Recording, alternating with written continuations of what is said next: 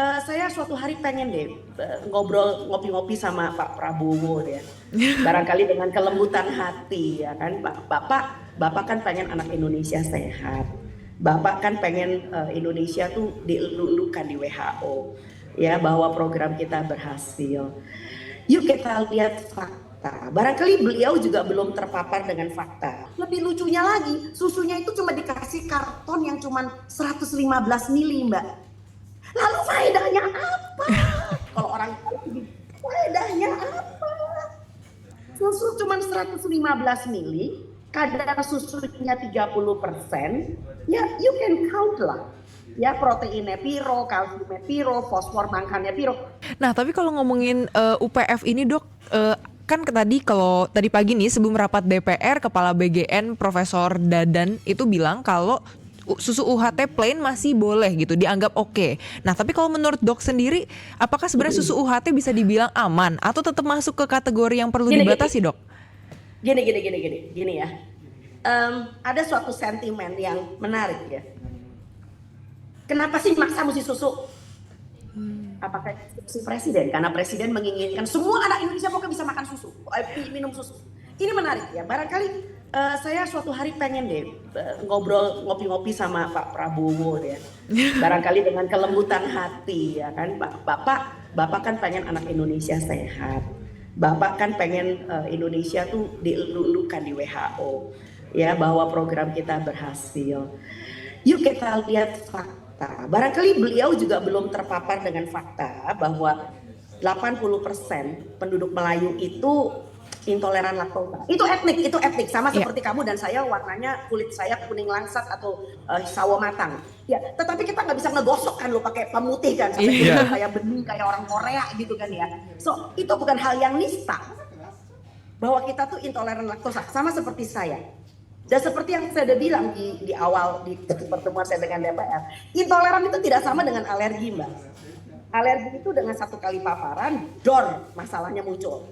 Entah itu ruam, entah itu sesak, entah itu diare atau muntah, itu adalah alergi. Less than 1 hour.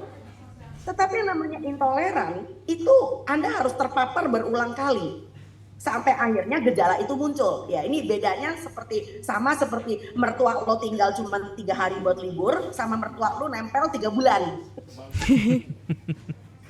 Ya kalau 3 bulan kan kelakuan aneh-anehnya udah mulai muncul sampai lo sampai gitu. Nah itu intoleran gitu loh ya.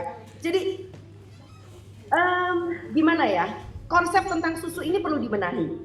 Bahwa kita nggak minder banget kok kita nggak minum susu. Karena apa? Justru Indonesia lebih keren kalau anak-anak kita bisa makan telur, makan ikan, bahkan makan lobster. Ya, daerah Indonesia Timur tuh kaya dengan lobster. Tapi sial banget lobster itu dijual buat orang Korea, buat orang Australia.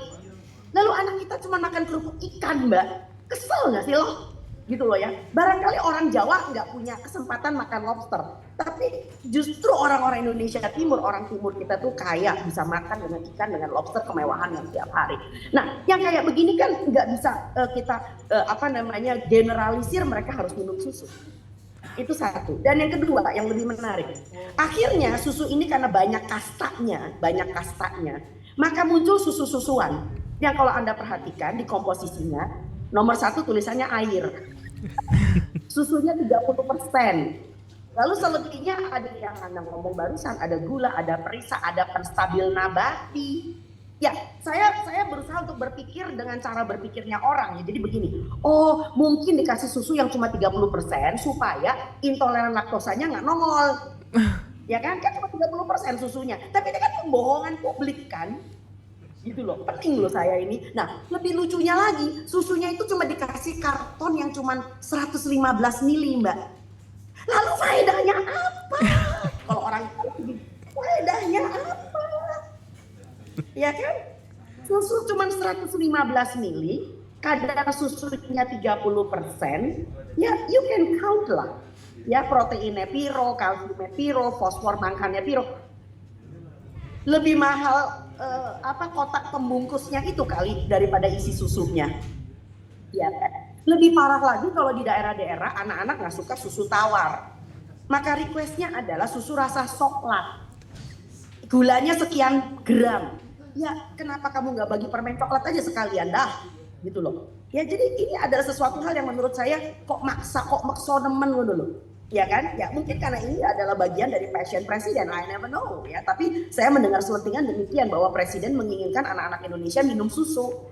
Ya barangkali beliau juga tidak paham bahwa susu is not that necessarily should be present gitu loh ya. Jadi kita lebih baik Indonesia itu punya aneka olahan protein hewani. Nah, barangkali itu yang bisa saya jelaskan tentang persusuan ini. Dan jujur ngomong, udah deh, kita sudah punya lompatan kuantum ya. Kita udah keluar dari paket sempurna. Tolong jangan dibalikin lagi.